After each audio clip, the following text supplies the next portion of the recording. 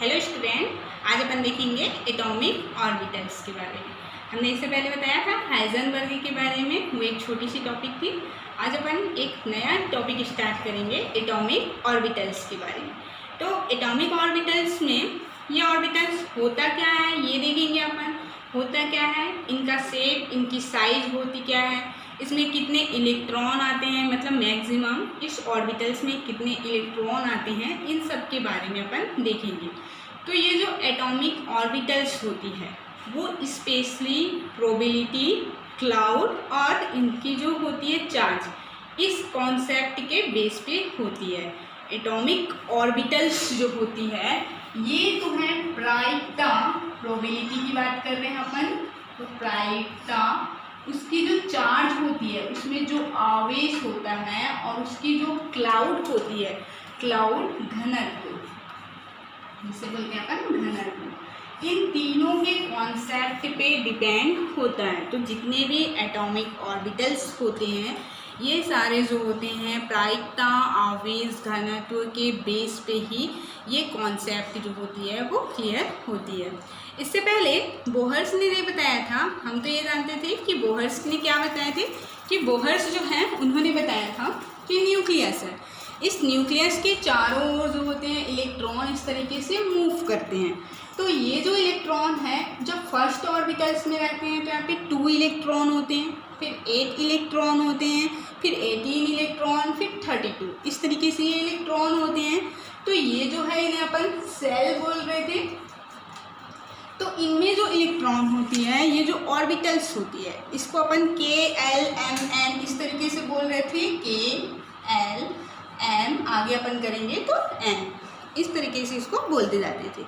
ये तो था, इन्होंने बोर्स का मॉडल था जिन्होंने बता दिया कि इलेक्ट्रॉन न्यूक्लियस के चारों ओर जब वो होते हैं, मूव करते हैं, तो इस तरीके से इनकी जो ऑर्बिटल्स होती है वो KLMN इस तरीके से होती है।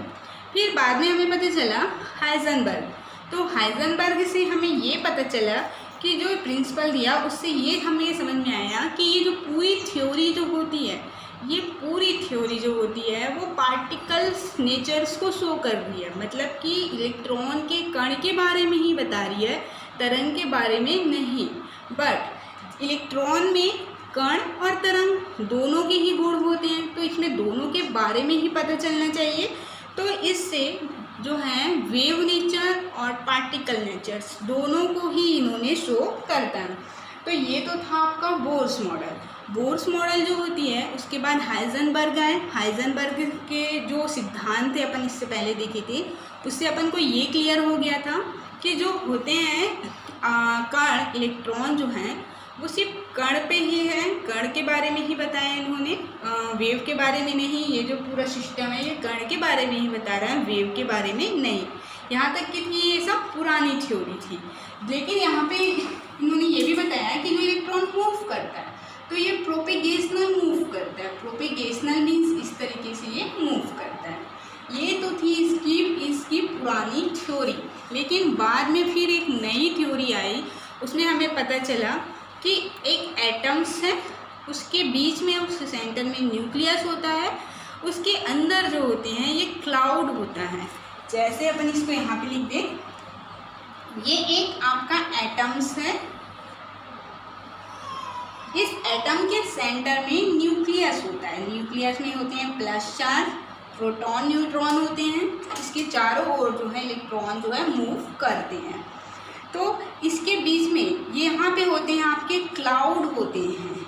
इसके बारे में पता चला, नई थ्योरी में पता चला कि एटम्स के सेंटर में न्यूक्लियस है, इस न्यूक्लियस के बाहर जो होते हैं ये सारे जो हैं क्लाउड होते हैं। इसको अपन क्लाउड घनत्व कह रहे हैं, तो ये क्लाउड होते हैं। फिर इन्होंने इसमें इसके 3 डायमेंशनल स्पेस के बारे में बताया कि ये जो क्लाउड होते हैं ये 3 डायमेंशनल स्पेस पे होते हैं, त्रिविमी क्षेत्र में होते हैं। त्रिविमी क्षेत्र मीन्स बोला जा रहा है कि जब इलेक्ट्रॉन मूव करता है तो उसके अंदर की ओर आएगा, बाहर की ओर। जैसे इसको अपन इस तरीके से करें, ये इलेक्ट्रॉन है, यहाँ पे इलेक्ट्रॉन मूव करता है, एंटी क्लॉकवाइज मूव करता है, इलेक्ट्रॉन गति करता है, तो इलेक्ट्रॉन मूव करता है इस तरीके से एंटी क्लॉकवाइज, तो एक बार ये बाहर की ओर वेव फंक्शन किया, एक बार ये अंदर की ओर किया, फिर बाहर की ओर अंदर की ओर, इस तरीके से ये जो है वेव नेचर्स को करते हैं। तो ये जो पार्टिकल के जो अंदर है ये सारा जो स्पेस है ये पूरे कवर हो जाते हैं, वेव नेचर इसमें कवर हो जाते हैं, क्योंकि ये यहाँ पे देखिए इलेक्ट्रॉन है, वेव नेचर कर रहा है, तरंग की तरह गति कर रहे हैं। तो जब ये तरंग की तरह गति कर रहा है तो कुछ ये बाहर की ओर गए, फिर ये अंदर की ओर आए, फिर बाहर की ओर, फिर अंदर की ओर। तो इसमें भी वैसे ही होगा, इलेक्ट्रॉन बाहर की ओर, अंदर की ओर, बाहर की ओर, इस तरीके से ये वेव नेचर्स करते हैं। तो ये जो पूरा क्षेत्र जो है, ये पूरा जो स्पेस है ये पूरा कवर हो जाता है, इसे ही कहते हैं अपन 3 डायमेंशियल स्पेस, त्रिविमीय क्षेत्र। तो क्लाउड और त्रिविमीय क्षेत्र ये दोनों क्लियर हो गए। क्लाउड मीन्स क्या बोला है कि जहाँ पे न्यूक्लियस के बाहर जो एरिया है ये तो आपका क्लाउड को प्रेजेंट कर रहे हैं। अब यहाँ पे जब इलेक्ट्रॉन वेव फंक्शन करते हैं तो ये पूरा क्षेत्र जो है, ये पूरा स्पेस जो होता है वो उसको कवर कर लेते हैं। इसे अपन बोल रहे हैं 3 डायमेंशियल स्पेस, त्रिविमीय क्षेत्र। अब अगर इसकी डेफिनेशन देखें तो डेफिनेशन में क्या बोला जा रहा है कि न्यूक्लियस के चारों ओर 3 डायमेंशियल स्पेस पे जहाँ पे इलेक्ट्रॉन के पाए जाने की प्रोबेबिलिटी सबसे अधिक होती है उसे कहते हैं अपन ऑर्बिटल्स। यहाँ पे देखिए ये तो था इलेक्ट्रॉन के बारे में अपन बोले। अब 3 डायमेंशियल स्पेस पे हमने एक एटम्स लिया न्यूक्लियस, इस न्यूक्लियस के चारों ओर, यहाँ पे इसके चारों ओर इलेक्ट्रॉन के पाए जाने की प्रवृत्ति त्रिविमीय क्षेत्र में, या फिर इस तरीके से बोलते हैं नाभिक के चारों ओर त्रिविमीय क्षेत्र, जहाँ पे इलेक्ट्रॉन की पाए जाने की प्रवृत्ति जो होती है, उसकी प्रोबेबिलिटी जो होती है वो सबसे अधिक होगी, उसे कहते हैं अपन ऑर्बिटल्स। जैसे हमने यहाँ पे अगर इसको बताएं तो देखिए यहाँ पे हमने ऑर्बिटल्स बोला, न्यूक्लियस इसके चारों ओर त्रिविमीय क्षेत्र है ये, क्योंकि ये इस तरीके से कवर कर रहे हैं, मतलब ये क्या है आपके त्रिविमीय क्षेत्र हैं। तो नाभिक के चारों ओर त्रिविमीय क्षेत्र जहाँ पे इलेक्ट्रॉन के पाए जाने की प्रोबेबिलिटी, पाए जाने की प्रायिकता सबसे अधिक होगी, उसे कहते हैं अपन ऑर्बिटल्स। तो जहाँ पे इलेक्ट्रॉन मीन्स क्या बोल रहे हैं, इलेक्ट्रॉन यहाँ पे मूव कर रहा है, यहाँ पे ही मूव कर रहा है, तो यहाँ पे ही इलेक्ट्रॉन के पाए जाने की प्रोबेबिलिटी सबसे अधिक होगी। तो जहाँ पे 90 से लेके 95% इलेक्ट्रॉन मिलता है वो उसका कहलाता है ऑर्बिटल्स। हमने इससे पहले ऑर्बिट के बारे में देखा था, उसके कक्ष मीन्स क्या बोला था कि ये जहाँ पे इलेक्ट्रॉन मूव कर रहा है ये इसका ऑर्बिट है। लेकिन कक्षक में क्या बोला जा रहा है ऑर्बिटल्स में कि जहाँ पे त्रिविमीय क्षेत्र में जहाँ पे इलेक्ट्रॉन के पाए जाने की प्रोबेबिलिटी सबसे अधिक होती है वो उसके होते हैं ऑर्बिटल्स। ये आप लोगों को क्लियर हो गया। यहाँ तक इसकी डेफिनेशन देख लिए। एटॉमिक ऑर्बिटल्स होता क्या है, तो न्यूक्लियस के चारों ओर त्रिविमीय क्षेत्र जहाँ पे इलेक्ट्रॉन के पाए जाने की प्रोबेबिलिटी जो होती है उसकी घनत्व सबसे अधिक होता है, उसे कहते हैं अपन ऑर्बिटल्स। अब यहाँ पे देखेंगे अपन, ये तो था एटॉमिक ऑर्बिटल्स के बारे में था, एटॉमिक ऑर्बिटल्स के बारे में बात कर लिया अपन। अब यहाँ पे देखेंगे अपन मॉलिक्यूलर ऑर्बिटल्स के बारे में। ये तो हमने बता दिया एटॉमिक ऑर्बिटल्स, जितने भी एटम्स होते हैं उन सब के ऑर्बिटल्स के बारे में बताया। अब हम देखेंगे मॉलिक्यूलर ऑर्बिटल्स के बारे में। इसे आप एक एग्जांपल देख लेते हैं इसमें एटॉमिक ऑर्बिटल्स में। जैसे कि एक एग्जांपल में अपन देखें, एक हाइड्रोजन ले लीजिए, ठीक है। एटॉमिक ऑर्बिटल्स की डेफिनेशन आप लोग इसे समझिए, सबको क्लियर होगा। एटॉमिक ऑर्बिटल्स में बताया कि न्यूक्लियस के चारों ओर त्रिविमीय क्षेत्र जहाँ पे इलेक्ट्रॉन के पाए जाने की प्रायिकता सबसे अधिक होती है उसे कहते हैं अपन एटॉमिक ऑर्बिटल्स। अब अगर इसकी बात करें, एक एग्जांपल लिख लें, एक एग्जांपल जिसमें क्या बोला जा रहा है कि हाइड्रोजन ले लिया अपन, हमने ले लिया एक हाइड्रोजन एटम लिया, तो यहाँ पे ले लिया हमने एक एटम्स लिया, एटम्स में न्यूक्लियस है, इसके चारों ओर जो होते हैं वो इस तरीके से इलेक्ट्रॉन जो होते हैं वो मूव करते रहते हैं। अब यहाँ पे देखो हाइड्रोजन के बारे में बात कर रहे हैं। हाइड्रोजन में एक ही इलेक्ट्रॉन है, तो इनकी जो साइज होगी, इनका जो अगर अपन आकार बोले, ये होता है आपका वृत्ताकार होता है। इसमें जो होती है आकार वृत्ताकार होगी, क्योंकि एक ही इलेक्ट्रॉन है, तो इस तरीके से एक इलेक्ट्रॉन इस तरीके से इसमें मूव करते रहता है, तो ये हो जाएगी अपन की हाइड्रोजन की स्पेस। तो इससे इस हाइड्रोजन में एक इलेक्ट्रॉन होंगे, इसलिए इसकी अगर अपन साइज देखें तो ये जो है गोलाकार होगी। ये तो सबका एटॉमिक ऑर्बिटल्स के बारे में। अब अपन बात कर लेते हैं मॉलिक्यूलर ऑर्बिटल्स के बारे में। तो मॉलिक्यूलर ऑर्बिटल्स जो होते हैं, इनमें भी इलेक्ट्रॉन जो होते हैं वो अपनी ही ऑर्बिटल्स में के फॉर्म में, अपनी ही एनर्जी के फॉर्म में ये जो है मूव करते रहते हैं। जैसे यहाँ पे अपन हाइड्रोजन को ही लेके समझाएं, ये आपका एटॉम हाइड्रोजन के एक एटम्स हैं, यहाँ पे हमने दूसरा हाइड्रोजन ले लिया। अब यहाँ पे मूव कर रहा है इलेक्ट्रॉन, मूव कैसे करता है, ये एंटी क्लॉकवाइज करता है, तो इस तरीके से एंटी क्लॉकवाइज प्रोपेगेशनल मूव कर रहे हैं इलेक्ट्रॉन। तो इसे अपन बोल रहे हैं वननेस हो गया। यहाँ पे हो गया आपका वननेस हाइड्रोजन, एक हाइड्रोजन के लिए दूसरा हाइड्रोजन ले लिए, तो ये हाइड्रोजन भी क्या होगा, इस तरीके से मूव करेंगे।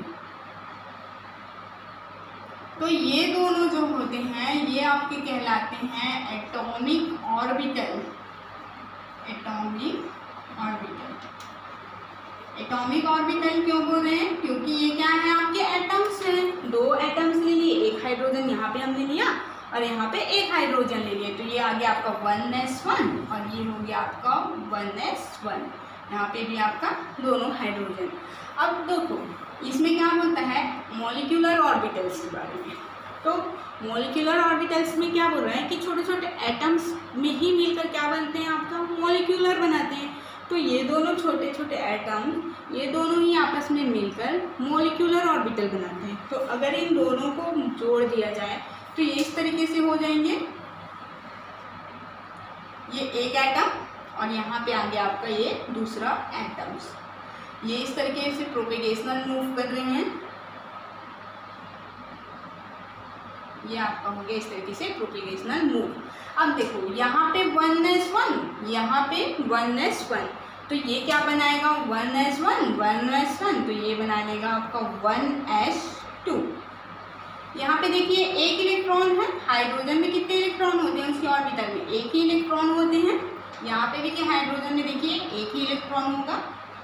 अब दोनों को मिला के, दोनों एटॉमिक ऑर्बिटल से छोटे छोटे एटम्स मिलके मॉलिक्यूल्स बना लिए, तो एटॉमिक ऑर्बिटल्स मिलके मॉलिक्यूलर ऑर्बिटल, इसको इस तरीके से मॉलिक्यूलर ऑर्बिटल लिख दे, मॉलिक्यूलर ऑर्बिटल। तो अब ये दोनों एक हाइड्रोजन दोनों मिलके बना लिया आपका, ये इलेक्ट्रॉन यहाँ से आया, ये इलेक्ट्रॉन आपका यहाँ से आया। तो इस तरीके से ये जो थ्योरी है, ये जो थ्योरी है इसे अपन मॉलिक्यूलर ऑर्बिटल थ्योरी बोलते हैं। तो इसे मॉलिक्यूलर ऑर्बिटल को अच्छे से अपन बाद में डील करेंगे। अभी तो अपन सिर्फ यही देख रहे हैं कि जितने एटॉमिक ऑर्बिटल होते हैं, एटॉमिक ऑर्बिटल्स मिलके मॉलिक्यूलर ऑर्बिटल का फॉर्मेशंस करते हैं। तो ये तरह किसी भी ऑर्बिटल्स में जब इलेक्ट्रॉन पाया जाता है तो इलेक्ट्रॉन की जो एनर्जी रहती है वो कांस्टेंट होती है। कांस्टेंट मीन्स इस एनर्जी को ना तो हम बढ़ा सकते हैं और ना ही इसे घटा सकते हैं, इनकी एक फिक्स एनर्जी रहती है। अगर इलेक्ट्रॉन एक ऑर्बिटल से दूसरे ऑर्बिटल में जाता है तो वो कुछ एनर्जी को एब्जॉर्ब कर लेता है, फिर जब वापस आता है तो उसी एनर्जी को ये क्या करता है, मूव करता है, रिमूव कर देता है। तो इसके पास क्या होती है, सेम एनर्जी होती है। जैसे कि हमने बोल रहे हैं कि ऑर्बिटल्स के जो इलेक्ट्रॉन है, इसको अपन यहाँ से देखिए, ये जो इलेक्ट्रॉन है, ये इलेक्ट्रॉन की जो एनर्जी है, इलेक्ट्रॉन अपने ऑर्बिट में मूव करते हैं, तो इनकी जो एनर्जी है ये कांस्टेंट है, फिक्स होती है। ना तो हम इस एनर्जी को बढ़ा सकते हैं और ना ही घटा सकते हैं। तो जब ये दूसरे ऑर्बिटल्स में जाता है, यहाँ पर का इलेक्ट्रॉन जब ये इस वाले इलेक्ट्रॉन में चला जाएगा, यहाँ से जब ये इधर जाता है तो कुछ को एब्जॉर्ब करता है, फिर जब ये वापस यहाँ पे आता है तो कुछ को ये क्या करता है, रिमूव कर देता है, जिससे किसी भी ऑर्बिटल्स की जो एनर्जी होती है, इलेक्ट्रॉन की जो एनर्जी होती है वो एकदम फिक्स होती है, ना इसको हम अपन बढ़ाते हैं और ना ही इसे घटा सकते हैं।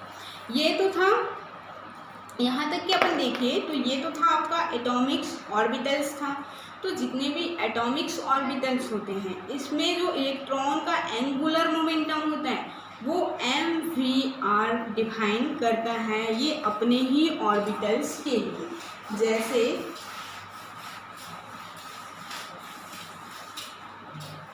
हम अब बात कर रहे हैं एटॉमिक ऑर्बिटल्स में जो इलेक्ट्रॉन होते हैं वो एंगुलर मोमेंटम को शो करते हैं, एंगुलर मोमेंटम को डिफाइन करते हैं। जैसे कि यहाँ पे हमने लिया है न्यूक्लियस लिया, इसके चारों ओर क्या हो रहे हैं आपके इलेक्ट्रॉन मूव कर रहे हैं, ये है आपका इलेक्ट्रॉन। तो यहाँ पे क्या कर रहा है, यहाँ से यहाँ तक की इनकी क्या है रेडियस है, न्यूक्लियस से इलेक्ट्रॉन की क्या है आपकी त्रिज्या, रेडियस बोल रहे हैं जिसे। इलेक्ट्रॉन क्या होता है एंटी क्लॉकवाइज मूव करता है, तो इलेक्ट्रॉन जो होता है ये v वेलोसिटी से मूव करता है। अब ये इलेक्ट्रॉन क्या है कण है, कण है मीन्स क्या हो रहा है, मान लो इलेक्ट्रॉन इतना छोटा सा पार्ट है तो इसका खुद का तो अपना एक मास है, खुद का अपना मास है, तो यहाँ पे इसको बोल सकते हैं इलेक्ट्रॉन का ये हो गया मास। तो एटॉमिक ऑर्बिटल में इलेक्ट्रॉन जो होते हैं वो एंगुलर मोमेंटम को डिफाइन करते हैं अपने ऑर्बिटल्स के लिए। सभी एटम्स जो होते हैं, सभी एटम्स की जो एनर्जी होती है और जो एंगुलर मोमेंटम होती है उन दोनों की वैल्यू को हम क्वांटम नंबर से देख सकते हैं।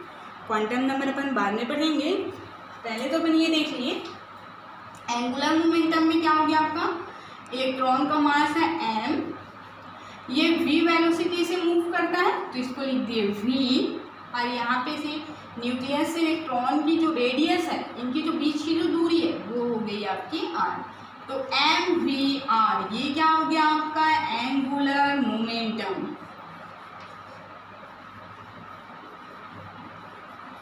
एंगुलर मोमेंटम तो किसी भी इलेक्ट्रॉन की या फिर सभी एटम्स की एनर्जी और उसकी जो मोमेंटम होती है उसकी एंगुलर मोमेंटम जो होती है उन सब की वैल्यू को क्वांटम नंबर में अच्छे से पढ़ेंगे। ये तो था यहाँ तक एटॉमिक ऑर्बिटल्स के बारे में। अब बात कर लेते हैं इनकी साइज के बारे में। इनकी साइज होती कैसी है इस एटॉमिक ऑर्बिटल्स की, शेप एंड साइज।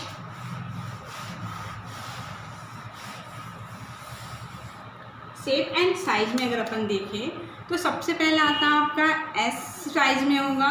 ये एस आकार के इसके जो ऑर्बिटल्स होते हैं वो एस ऑर्बिटल्स होते हैं। एस ऑर्बिटल्स में एक एटम्स लिए अपन, इसके बीच में लिए अपन न्यूक्लियस, ये हो गया आपका न्यूक्लियस। इसके चारों ओर इलेक्ट्रॉन मूव कर रहा है इस तरीके से, तो ये आपका कहलाता है 1s कक्षक कहला जाता है। उसके बाद में जो आएगा वो 2s हो जाएगा, 3s इस तरीके से, ये हो जाएगा आपका 2s, और इस तरीके से जब ये मूव करेगा तो ये हो जाएगा आपका 3s। ये तो था s ऑर्बिटल। यहाँ पे अपन देखिए तो ये हो गई आपकी x एक्सिस, ये हो गई इसकी y एक्सिस और इसकी हो जाएगी ये z एक्सिस। इसको एक मिनट,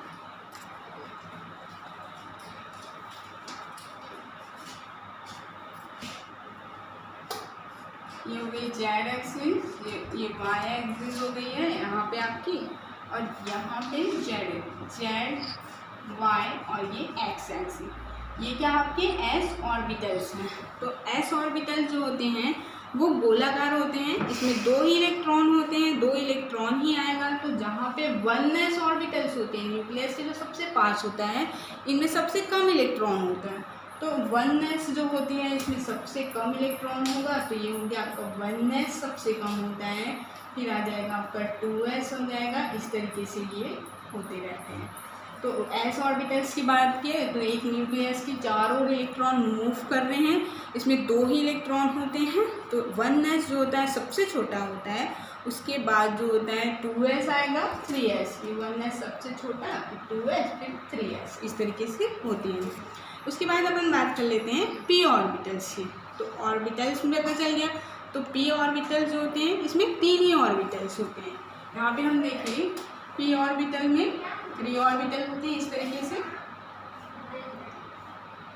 तो ये होता है आपका p x y ऑर्बिटल्स हो जाता है यहाँ पे, और ये होता है आपका p y ऑर्बिटल, और ये हो जाता है आपका p z orbitals, p x p y और p z ऑर्बिटल्स होते हैं। ये जो ऑर्बिटल्स होते हैं इसमें क्या होते हैं, 3 ही ऑर्बिटल्स होते हैं x y z। तो इनके जो स्ट्रक्चर बनता है, इनका जो स्ट्रक्चर बनेगा वो x y में बनेगा। सबसे पहले अपन बनाएं तो p x में बनेगा। तो p x में क्या बोल रहे हैं ऑर्बिटल्स में, यहाँ पे लिखिए ये क्या आपका x एक्सिस है तो इसलिए यहाँ पे बनेगा, तो इसे अपन बोल रहे हैं p x बोल रहे हैं। फिर ये जब बनेगा तो यहाँ पे बनेगा, तो ये बना गया आपका p y बन रहा है ऑर्बिटल। फिर इस तरीके से बनेंगे तो ये बना लेंगे आपके p z ऑर्बिटल, जिस एक्सिस पे बन रहे हैं, जिस एक्सिस पे बन रहे हैं। जैसे कि x अक्ष में बन रहा है, ये x अक्ष है तो इसलिए बोल रहे हैं अपन पी एक्स बोल रहे हैं। ये y अक्ष में बन रहा है इसलिए अपन पी वाई, और ये z पे बनता है इसलिए अपन बोल रहे हैं पी जेड ऑर्बिटल्स। तो ये जो ऑर्बिटल्स होते हैं इनके जहाँ पे लोब बनते हैं उसी को ही बोल रहे हैं अपन। यहाँ पे x में एक्सिस में लोब बन गए, यहाँ पे y एक्सिस में, और यहाँ पे बन गया आपके z एक्सिस में इसके लोब बन गए। ये तो था इसके p ऑर्बिटल्स के बारे में। अब अपन देख लेते हैं d ऑर्बिटल्स। d ऑर्बिटल्स जो होते हैं इसमें 5 ऑर्बिटल्स होते हैं d ऑर्बिटल। यहाँ पे अगर अपन इसके ऑर्बिटल्स बनाएं तो 5 ऑर्बिटल्स होंगे इसके। 5 ऑर्बिटल्स में सबसे पहले आता है आपका डी एक्स वाई ऑर्बिटल्स आता है। उसके बाद आता है आपका डी वाई जेड, यहाँ पे लिख दे डी वाई जेड ऑर्बिटल्स होते हैं। थर्ड में आता है आपका डी वाई जेड ऑर्बिटल्स तक के लिखिए अपन यहाँ पे। उसके बाद आता है d Y Z, d x y आ गया, डी एक्स वाई के बाद ये हो जाएगा एक्स जेड ऑर्बिटल्स हो जाएंगे। उसके बाद हो जाता है डी वाई जेड, उसके बाद D X square Y square हो जाएगा, और यहाँ पे लास्ट में होता है आपका Z square, D Z square. ये तो था इनके ऑर्बिटल्स। अब इसमें अगर इसकी अपन शेप देखें तो जिस एक्सिस पे बनता है ये क्या होते हैं, डबल डम्बल आकार होते हैं। इनके जो ऑर्बिटल्स होते हैं डबल डम्बल होते हैं। डबल डम्बल मीन्स क्या बोल रहे हैं अपन, ये बनाएंगे x और y के बीच में बनाएंगे। तो यहाँ पे x लिखिए, y, तो ये एक डम्बल आकार के बना रहे हैं तो यहाँ पे इस तरीके से बनाएंगे। तो इनके जो लोब बनते हैं ये y और x दोनों के बीच में बन रहे हैं, तो इसलिए अपन डबल डम्बल है इसलिए बोल रहे हैं डी एक्स और वाई दोनों के बीच में बन रहे हैं, इसलिए इसको बोलते हैं डी एक्स वाई। इस तरीके से इसको बोल रहे हैं। अब दूसरा देखेंगे डी एक्स जेड बोल रहे हैं, तो ये तो आपका एक्स एक्सिस लिख लिया अपन, और यहाँ पे लिखिए जेड एक्सिस। तो एक्स और जेड दोनों के बीच में इस तरीके से लोब बन रहे हैं, तो ये हो जाएगा डी एक्स जेड, ये बन गया आपका। उसके बाद थर्ड अगर अपन देखें तो तीसरा क्या बनता है, वाई जेड बनता है। वाई जेड में क्या करेंगे अपन, सेम वैसे ही लोग बनाने हैं आपको, तो बस वाई और जेड ऑर्बिटल्स कर देने हैं। आपको अपन वाई कर दिए, यहाँ पे अपन जेड कर दिए, तो वाई और जेड के बीच में इस तरीके से लोग बन गए, तो ये हो गया Y Z, D Y Z lobes बन जाएंगे। अब इसके बाद एक्स स्क्वायर वाई स्क्वायर का लोब देखिए,